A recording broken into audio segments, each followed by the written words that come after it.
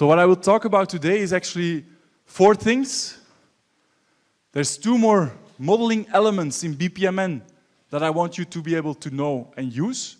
And then there is a short discussion on resource modeling and data modeling in BPMN. So those are basically 4 things that I still want to cover. And I will start before the break with events, right? I want to cover four things with events. Events is the most difficult part of BPMN, in my view, definitely in terms of the modeling notation, the amount of elements that are possible, the variety of these elements make it typically a difficult thing. Although I think from a reasoning perspective, the control flows and the gateways are more important to know. Well, these event types oftentimes make BPMN models quite difficult to understand. So let's have a look at BPMN, or at event types in BPMN. Well, I can start from these slides. I want you to know a subset of these events. So not all of them. I will clearly indicate which events you need to know. But for me, the most important aspect is understanding the key dimensions of these events. A first dimension is already indicated on this first slide, is the difference between untyped events and typed events. So untyped events are the 3 events that you find on top, the start, the end event, and the intermediate event, which have no defined trigger. They are a trigger, but it's not known, right? It's not known. A person just starts doing something without getting a notification, without a timer going off, without a cancellation event happening, whatever, without a clear trigger that can be modeled with a typed event, and there is a limited set of typed events, so there might be occasions where you cannot match the trigger to the specific type of event in BPMN. You use an untyped event. These events are often used, but in most realistic business processes, it is more realistic that you will have typed events, actually. It can be used, but most often you can type your events, because the range of typed events, definitely in terms of start and end events, is typically quite significant, right? So there, you typically, definitely in terms of start events, messages flowing in or coming in are typically the trigger of processes, right? Okay, good. So that's typed versus untyped. The other aspect that you also already see, the second dimension, is the difference between start events, denoted with a very thin circle, end events, denoted with this very full circle, and then intermediate events, which are denoted by this double circle. There's a second dimension you need to know. So whenever you see an event, you need to immediately know whether it's typed or untyped, and also whether it's a start, intermediate, or end event. Quite simple, I guess, right? So here we see a starting message event, an ending message event, and an intermediate message event. So that's the second dimension you need to know is the difference between start, intermediate, and end events. And then you have all kinds of types. I will explain most of these types later. You already see some descriptions here, but in the following slides, I will explain all of these models, or most of these models. The link event is also an event that is often used in order to connect model fragments to each other. I usually prefer, if your models grow large, many people use these link events, right? You start modeling, you end up at a certain place. It makes no sense to continue modeling if you don't have space anymore in your modeling or in your editor. So you put a link event and you start modeling the other side or in a different model. Those are link events. They can be used, but typically using them shows that you didn't think of decomposition. Remember my story of last week? If you have models that grow significantly in terms of their amount of modeling elements, we do prefer to first look into decomposition before you start using those kinds of link events. The other events that are shown here, timers, compensation events, error events, those will be explained in subsequent slides. So, I already have, well, this is actually the key slide. This captures everything. This captures in green all the events that I expect you to use, or to be able to use and to understand. So all the other ones, I don't care. The 4 other ones, the cancel event, the multiple event, the parallel multiple event, and the conditional event, no one uses them, so I definitely don't want you to use them, right? So they are, you can use them, you're allowed to. I mean, I know them, I know how you can use them, but I don't want you to use them because they are not there for novice modelers like you, and even people in practice almost never use those. So keep yourself to those events that are in green, right? And for almost all of these events, I will give you clear ways of how to use them, right? Clear ways of how to use them. I still have to go through 2 dimensions. The first is throwing versus catching. Who still knows the difference between a throwing and a catching message event? And especially what the difference is in modeling notation. How do we recognize a throwing versus a catching event? The difference is in the way that the internal symbol is noted. You can have empty symbols and full symbols, like fully colored symbols. Well, an empty symbol, let's stick with the message events because those are most clear. A message event can be either catching, which means that you receive a message, then we denote it with a white envelope. While if it's throwing, meaning that you send the message is outgoing, we denote it with a black envelope. There's a difference between throwing and versus catching, and you have this for all the different events. Well, the distinction exists not for all of them, but for many events, you can make a distinction between throwing and catching events. And note that there is a correlation with the first dimension, start, intermediate, end. All starting events are always catching events. Makes sense, right? You cannot start a process model by sending something. By throwing something, by throwing an event, that's not something that is used to start a process. It's always something that is caught by the process. So therefore, all the standard start events, they're all catching. On the other side of the story, all the end events are always throwing, right? You cannot end something by receiving a message or by receiving another signal. So all the end events are always throwing events, right? So that's throwing versus catching. And then finally, interrupting versus non-interrupting. You have a distinction between dashed lines and non-dashed lines, just entire full lines, right? So for instance, here in the message event, we have an intermediate message event, which is 2 full circles. Well, we also have a non-interrupting event, which is this event. I will explain these non-interrupting events when I talk about exception handling or in the subsequent slides. But you can already know that such an non-interrupting event, should always be used as a boundary event. I will come to what a boundary event is in a minute. And such a boundary non-interrupting event will basically create a parallel flow to the sub-process to which it is attached or to the task it is attached.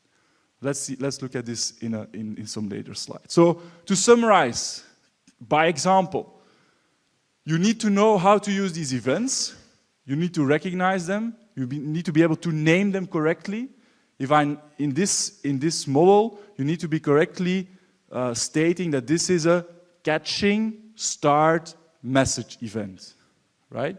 So you always try to make use of as many dimensions as possible in order to denote an event. This is a catching intermediate message event. You will only talk about interrupting and non-interrupting in the case of boundary events. If you just have an intermediate event somewhere, you will not say that it's interrupting, because an intermediate event that is not on the boundary is always an interrupting event. You cannot have a non-interrupting event which is not a boundary event. That doesn't exist, right? And this is a throwing end message event. One more remark, and that's more kind of a modeling advice remark, is like when should I use events and when should I use tasks? I already mentioned this last week.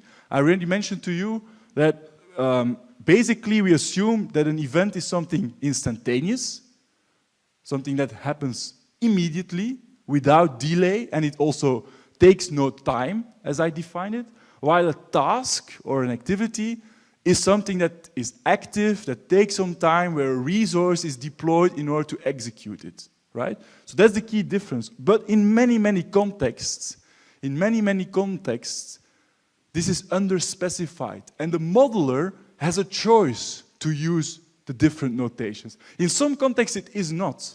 In some contexts, I will make sure that you need to use an event or a task, but from a practical viewpoint, in many, many contexts, like using this notation, being a catching, starting message event, invoice received, is identical to this, or can be used in an identical way. There is only a slight difference in interpretation. The difference is that here, the trigger is the reception of a message, and you do something afterwards with this, while here, the trigger is not the message which is being received. It might be just something else that the person just starts working, starts looking at a screen or whatever, and then there is this invoice which is received. And the invoice receive task includes the fact that there is some processing in this reception. For instance, you read the invoice and classify it, or you do something with it. It's not just something that it's not just in a blink of a moment that you receive this invoice. This way of modeling denotes that receiving an invoice takes some time, right? So this is something that you as a modeler can basically argue for all these different cases, whether it's start, intermediate, or end events or tasks. They are typically alternative solutions which are basically decided upon based on the arguments of a modeler, right? My only advice to you is try to stick as close as possible to the interpretation that I gave you, which is, as soon as something is very, very obvious to be an event, meaning that it happens instantaneously, you model it as an event. And once it takes time, and once a resource is deployed to execute it, you will use it, or you should use a task or an activity notation, right? So that's my only advice I can give, but as I said, syntactically, there is nothing wrong with these equivalences, and a modeler can always argue for one or the other choice. So, well, this is basically the conclusion. Use message events only when the corresponding activity would simply be send or receive a message and do nothing else, right? If it's exactly about sending it, sending is often an event because really sending doesn't involve much processing, I cannot imagine, but sometimes receiving is something that is more elaborate than just automatically receiving something instantaneously, right? Sometimes it includes the notion of reading the message or reading the document, for instance, and then you would model it as a task. Okay, good. Next, so this was events in general. Second out of 4 things I want you to know about events is actually not an event, but a gateway. The fourth and final gateway I want you to be able to use. We looked into 4 gateways. Well, we looked already into 3 gateways. The XOR gateway, the AND gateway, and the inclusive OR gateway, right? Those 3 we already looked into. Now I add the final one and the 4th one, which is this exotic creature. It's the event-based gateway. The event-based gateway, denoted like this on the right-hand side, is basically an XOR, so a choice. One out of many paths are chosen, but not based on data. So the XOR gateway, this traditional XOR gateway, the exclusive XOR gateway, we also call it the data-driven XOR split. Data-driven because these arcs, they are decided upon based on data conditions. You will always also model or add these data conditions, ideally, to your model, right? Indicating to which data element you refer to in order to check whether this path or this path should be followed, right? That's the use of a data-driven XOR split. But we now also have an XOR split which can be decided, or the enablement of the arcs can be decided based on events. So not on data, but on events. Let me show it with an example. right? So this is the example. You can read it at home to understand the context, but I just want to show you the model. So what is this model saying? Well, we have a certain link event which says that we come from somewhere else and the order is submitted, or there's an order submission process which we continue. And at that point, there is this gateway. The only correct use of this gateway is that all of the outgoing arcs of this gateway contain an intermediate event, which is always interrupting, an intermediate event. And what this gateway models is that the choice of the path is decided upon by which trigger is first received, right? So if you do a PO response received, you will go this way. So if the first the first trigger is this one, you will go there. If the first trigger is this one, you will go there. Or if the other trigger is Friday afternoon, you will go there, right? So this is basically what we model is a race among events, right? A race among events. We have 3 events. They compete with each other. The one that is triggered first decides on the flow. So there are no data conditions on this arc, on these arcs. There is only events, basically. There's only events which follow every arc. You can never, ever have such an event-based gateway with an activity as the first element on an outgoing arc. That's impossible. You always need to model it in this specific way. It always needs to have intermediate events on every single outgoing arc.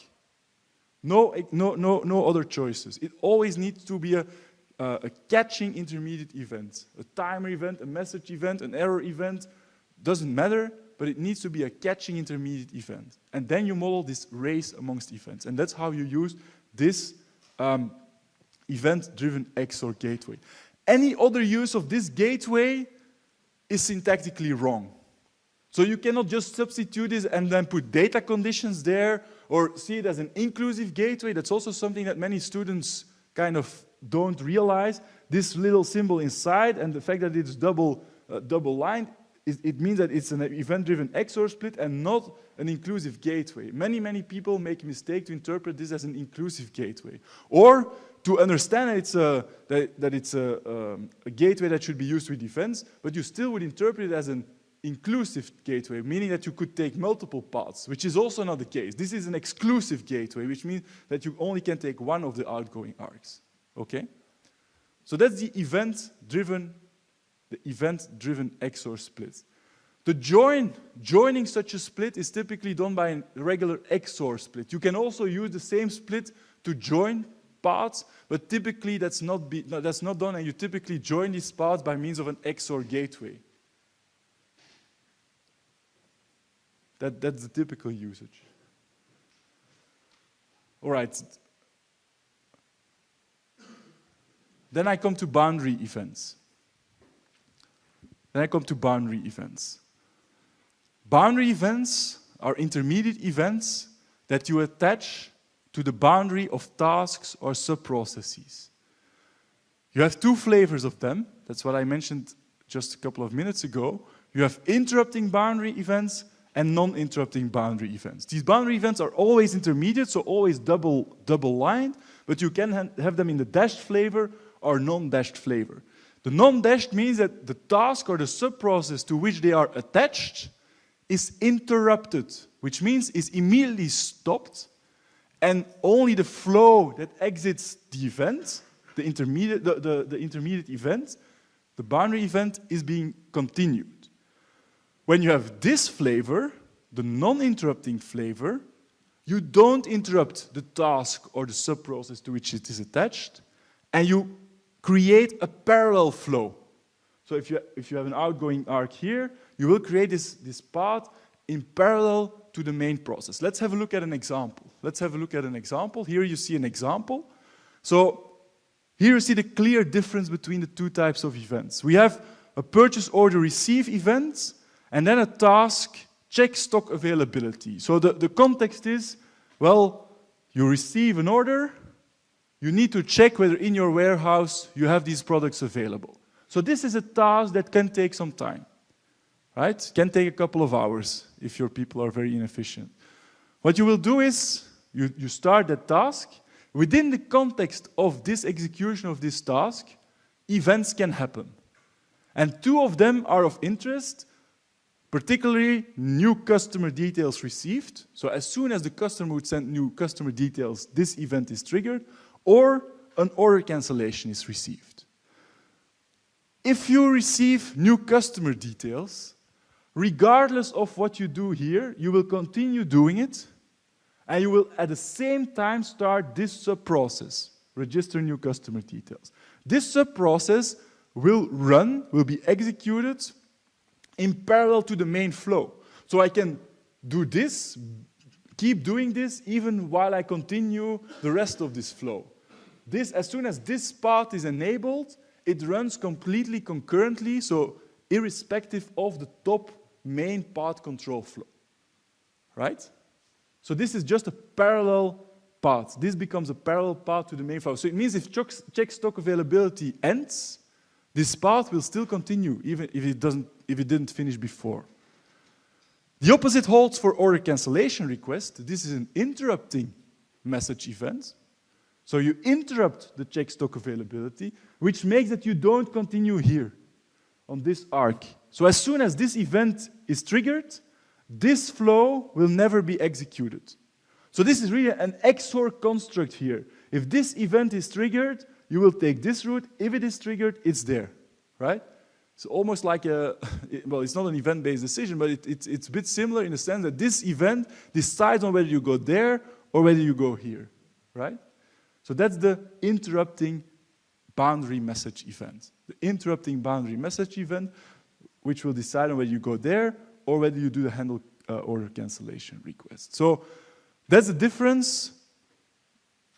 I think this slide doesn't add more information. So the task or sub-process with a non-interrupting event continues to flow, the normal flow continues, and you have a parallel path which is enabled, or in the interrupting fashion, you don't continue the main flow, and you create or you follow the exception flow, you could say. Is that clear? So in non-interrupting and interrupting.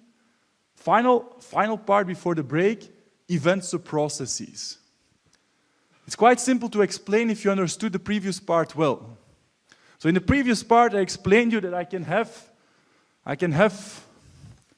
a sub-process and I can add events to them.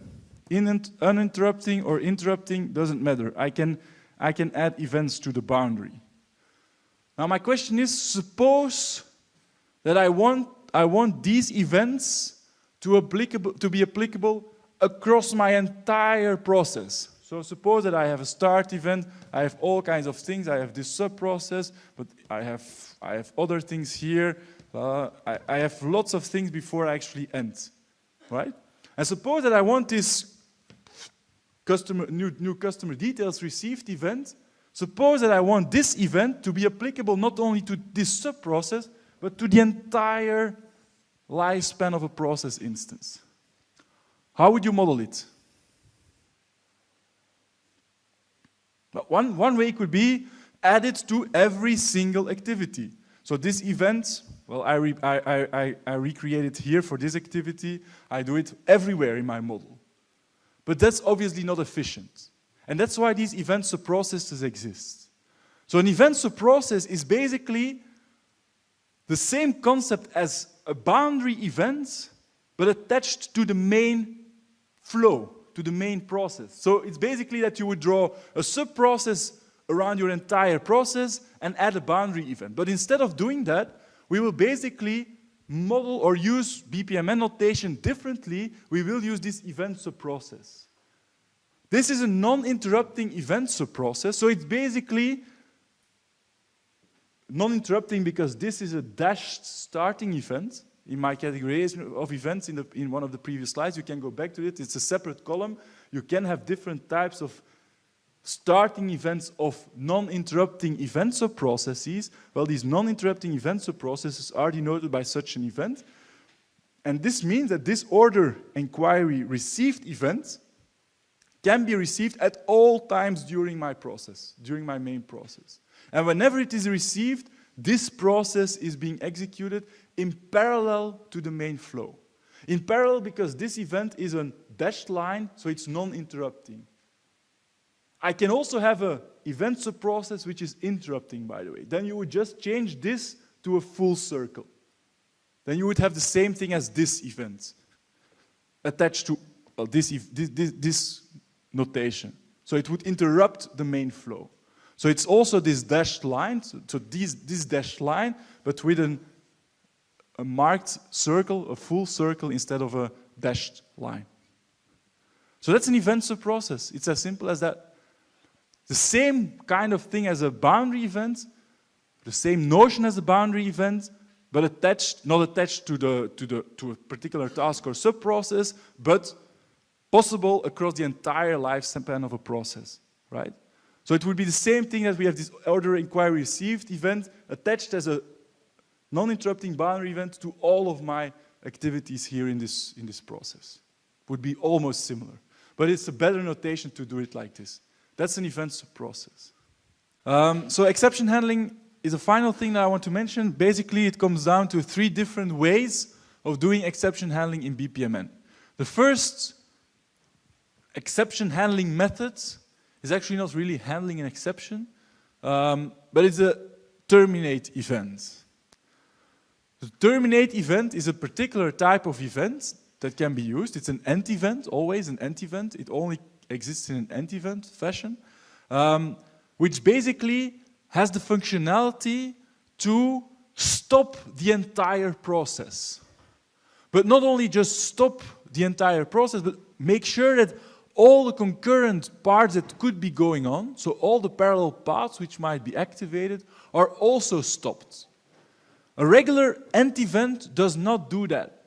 A regular end event simply stops the flow to which it is attached, but such a terminate end event has the functionality to stop the entire process. So that's this event. So it basically wipes off all the tokens that are still in the model, or all the activated tasks or branches, they are all deactivated and stopped. That's the simplest way in BPMN to model an exception, right? Using this terminate event. As soon as you have a particular terminate event, you basically stop this process instance in all its areas, let's say, right? So let's look at an example. This is the example I used before. Here you use a terminate event, but note that in this specific example, given the fact that this gateway, this event-driven XOR gateway is an exclusive gateway, the wiping off functionality is actually not used. The use of this terminate event is also often as a kind of a signal to show the negative outcome. So remember my story of last week, process models typically have positive and negative outcomes. Well, such a terminate event, even if you don't use the functionality that is attached to it, meaning that you wipe off all the tokens in the model, which basically means that you cancel or stop all the parallel branches that could be going on, can also be used in models where you don't have this parallel behavior, but just to indicate that this particular outcome is negative. Remember what I was mentioning last week? Like if you have a subprocess, I now show it in an expanded version again, with a positive and a negative outcome, well, usually, for understanding purposes, we would indicate the negative outcome with this type of event, this terminate event, just to indicate that it's a negative outcome. And as I mentioned last week, you will basically do that with, well, following it up with an XOR split with on the outgoing arcs the conditions, meaning the plus and the minus condition of the outcome of the subprocess. That's why I explained you last week. So this is an often used method to model multiple outcome subprocesses in the parent process. That's what I show here. Well, I don't show it here, but that's what I want to mention, that if you use it as a signal event in a subprocess, you need to solve it like this. Immediately I will come to a second alternative solution, but that's what you need to remember now. In this case, to show you an example of a model where you do have this wiping off or removing all tokens behavior is this one. So we have a loan application received, we register the loan application, and then we have two parallel branches being activated, the bottom one and the top one. The check debts is one of them, and the check liability is the other part of my process. They are running concurrently, in parallel, those two sub-process and a task.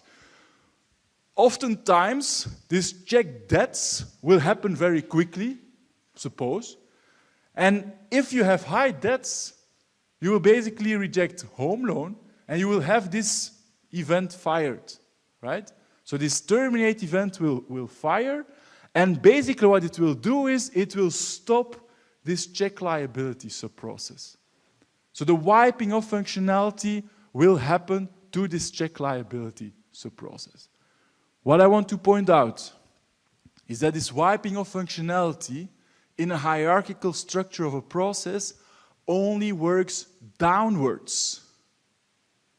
It's very important to remember. So this terminate event will have an effect on all the sub-processes and sub-processes within sub-processes and so on. So it will basically, in a hierarchical structure of a process model, it will always cascade downwards, this termination effect, right? But it will never cascade upwards or escalate.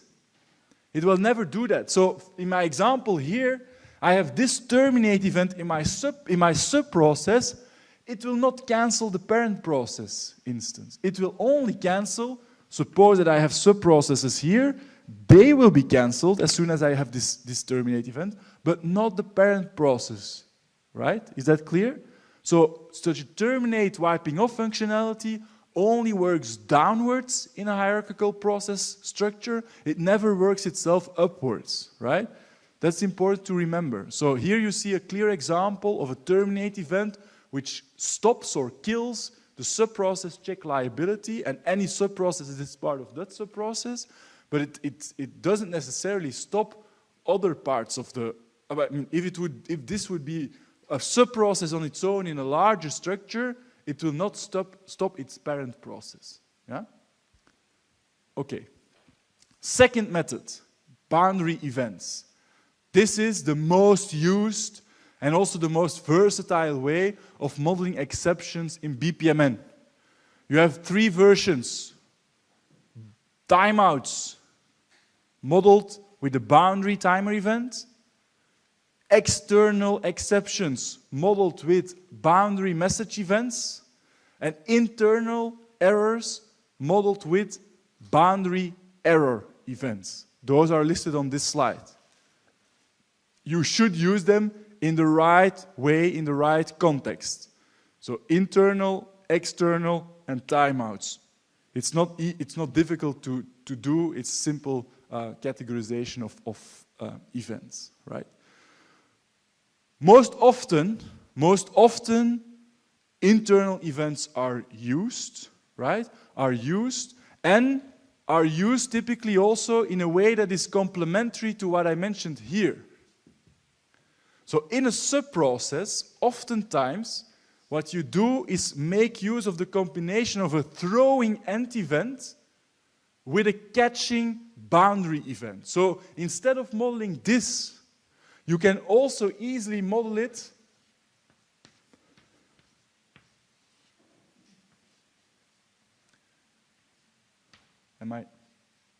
I should exercise my drawing. This is an error event, right? End event.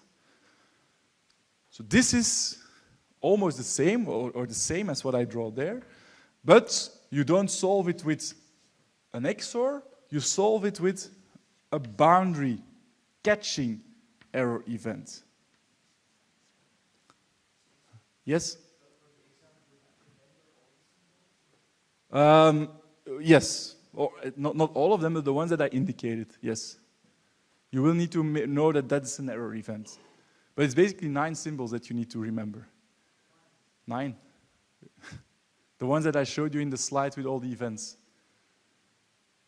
Yeah? I guess that's a message event is not that difficult to remember, right? And an error event, I don't think it's too difficult either. A timer event, I mean, it's not that much, I think. And as soon as you start modeling with it, I think it will also help you to remember those. Yeah?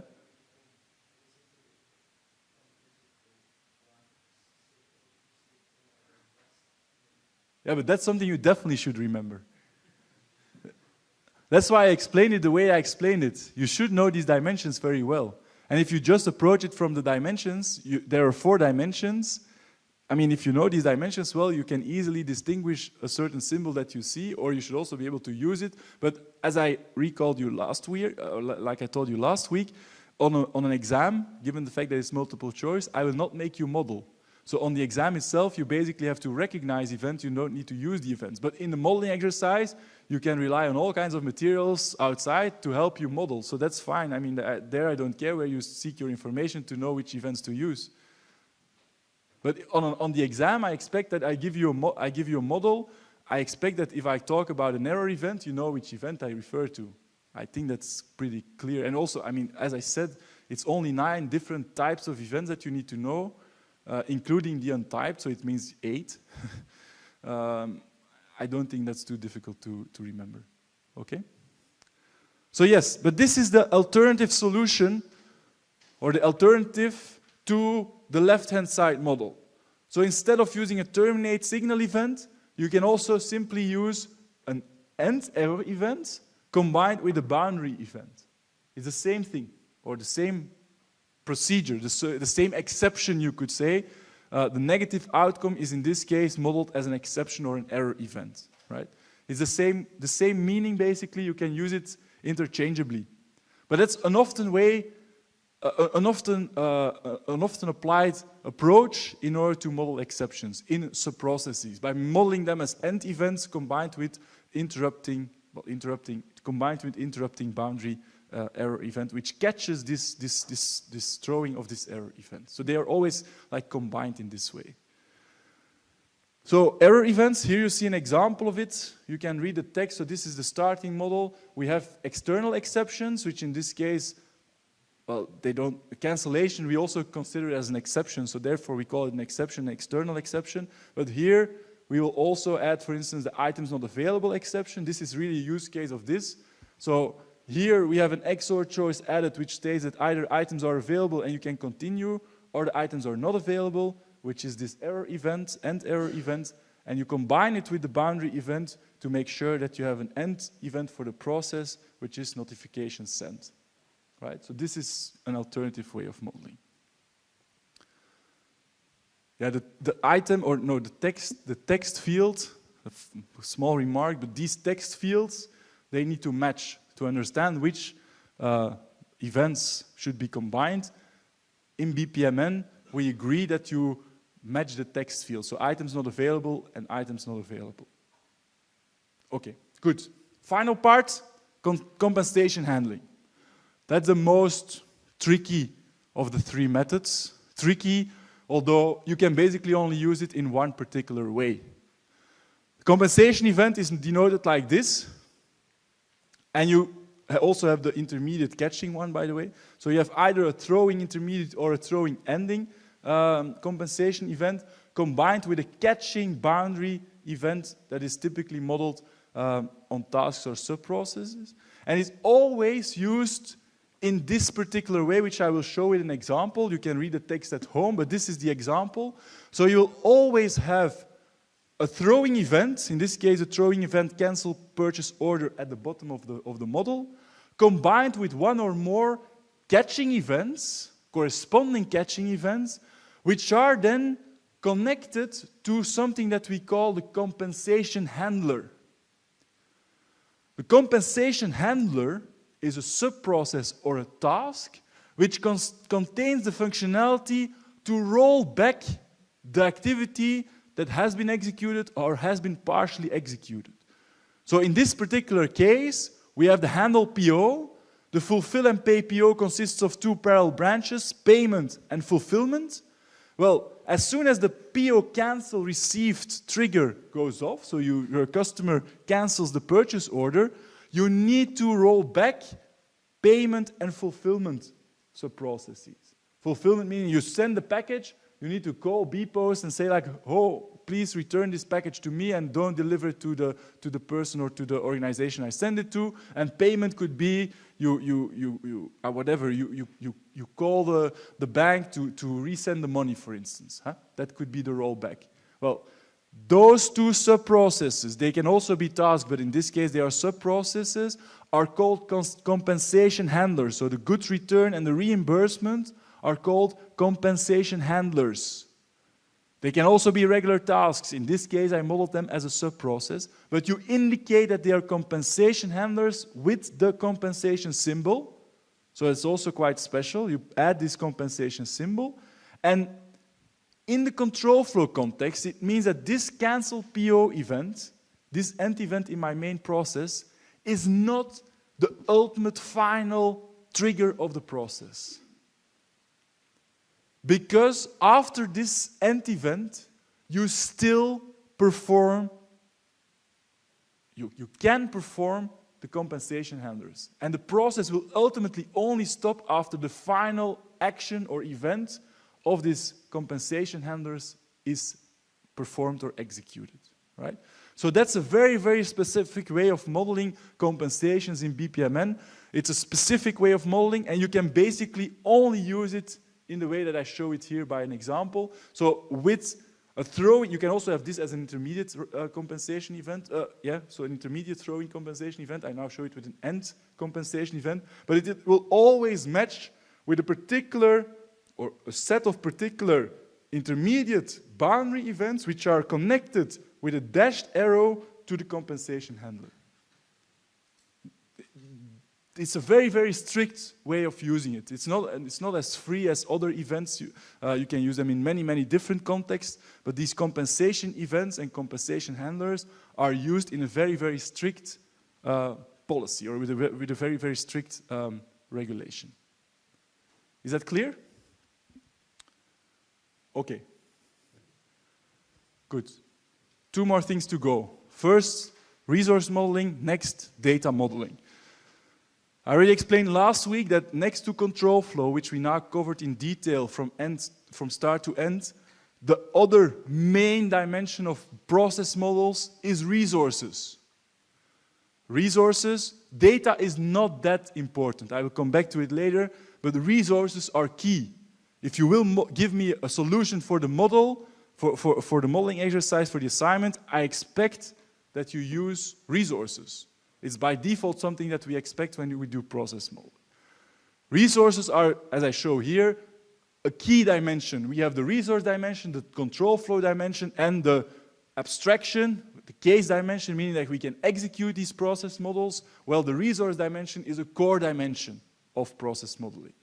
And we will also, as we do it with cases and with tasks, we will abstract this dimension. We will not model individual people in a process model. We will always model at a level of abstraction, meaning at the level of departments, groups of people, roles, right? We will always abstract the resource dimension in the model. That's what we do, right? That's what is listed here. We will always make abstractions. In BPMN, and I think most of you know this already, we will make use of pools and lanes to do that. What is the distinction and what should you know about pools and lanes? Well, it's pretty simple, although again, choices regarding whether to use pools and lanes are often modeler dependent and depending on the argumentation of a particular modeler. But in general, and that's what's also mentioned on the slides, in general, we use pools for individual organizations, right? For an organization, for one organization, we would model one pool. We often also refer to it as a unit of control. Every unit of control will have its own pool. Typically, that is, an organization is modeled as a single pool. Subparts of such an organization, right, will be modeled as lanes in the pool. So, for instance, the KU Leuven will consist of any number of faculties, Well, faculties could be modeled as lanes inside a pool. It's already a challenging example because you could argue as a modeler that a faculty could also exist as an independent organization, and then you could model it as two different pools.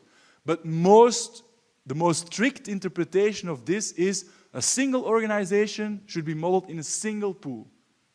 That's the way that we interpret this. What is definitely different, I mean, where you should definitely make a difference in terms of pools is suppose that you have your organization and your customer, for instance. It's impossible to model a customer as a lane inside the pool of the company. That's always completely wrong. So there are examples where you cannot or you should model something in a pool or as different pools. But in some cases, you might also argue for different types of solutions. Pools and lanes, what should I mention? Well, I have another example of this. A couple of things I should still mention. You can make use of so-called black box pools. That's the example that I give you here. You can add resource elements in a process model for which you don't specify the control flow. Because every single pool is actually a process on its own, right? So in every single pool, you should have a start event and an end event, and it should be an entire process. It should not be interrupted. It should be an entire process flow. So within every pool. But you can also decide to use it like this, to use a pool like this, just without specifying the control flow, just as a means to understand where the input or output of certain events or tasks in terms of messages is expected or should be known to the interpreter of the model. So that's what we do here. We just make use of this pool to indicate where certain data exchanges, message exchanges occur. You can also decide to complete the customer pool with activities and events, but then it should be an entire process from start to end. And then you really model the synchronization between both, right? Here, you leave the customer abstract, which we call a black box pool, and you don't model the exact behavior. It's a choice. You can use it in this way. It's allowed and it's possible. What I should also still mention is syntactical rules. You see no syntactical violations here, but a key syntactical rule is that between all pools, so in between pools, you can never ever draw control flows. So interaction between pools only goes through message events. You can never ever cross a pool boundary by means of a control flow. On the other hand, you can never draw a message flow inside one pool. So within my supplier pool, I can never have a message flow that connects two lanes, for instance. That's not allowed. Even if, suppose I'm here in my process, my sales and distribution department, and my description of the process says, send this information to the warehouse. Even if that's the case, that you really have like send this information to the warehouse, it's still not a message, right? It's still not a message flow. It would still be a control flow.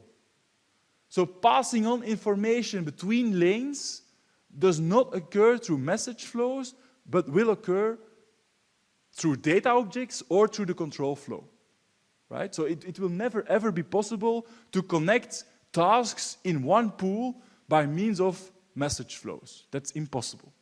You cannot do that. Is that somehow clear? So three key things syntactically. At no single point you can cross pool boundaries with control flows. You can never use message flows within one pool.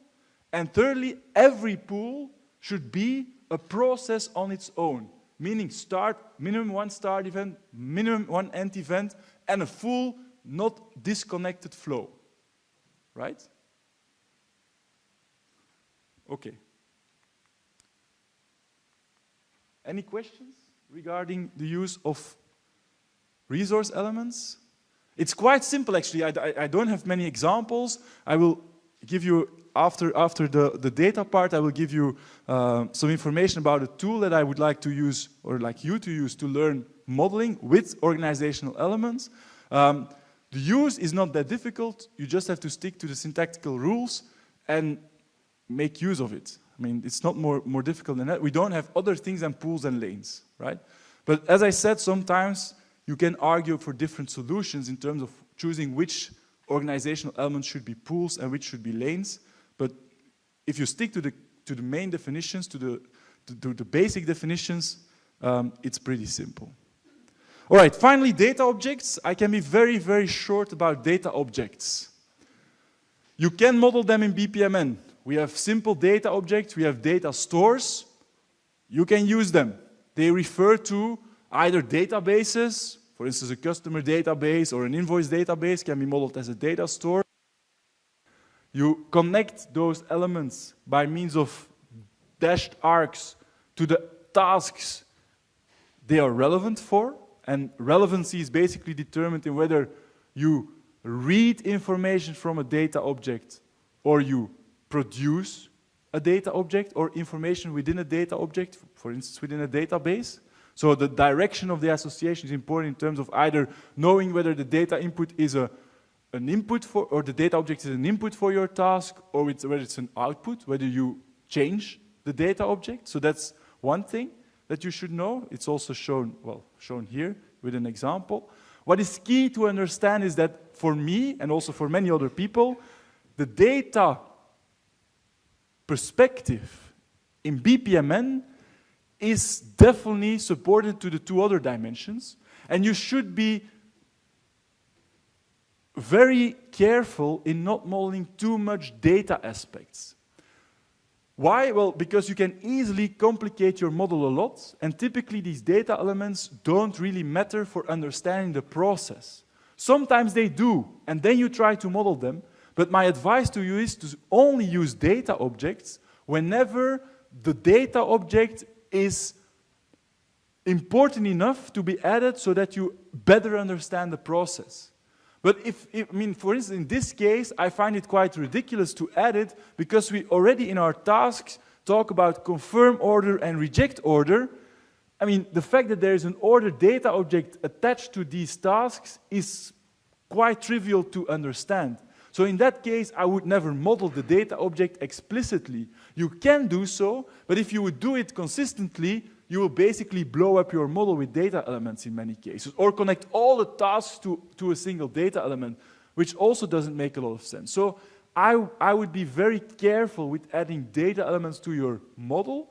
Only add them when you think that adding them doesn't necessarily complicate the model too much, and it adds some valuable information to a person that interprets the model. But you should be aware of the fact that the person who interprets the model is mainly interested in control flow and resource flow dimensions, and data aspects actually only come into play when we start implementing the process and not really at the level of a typical business analyst use case where you try to, for instance, sketch the model in an as-is process modeling phase, right? So it's very important to understand the use case of your model as well. A model that is built for implementation could be extended with a more strong data aspect or a more elaborate data aspect, but in most cases, I would advise to limit data elements in BPMN.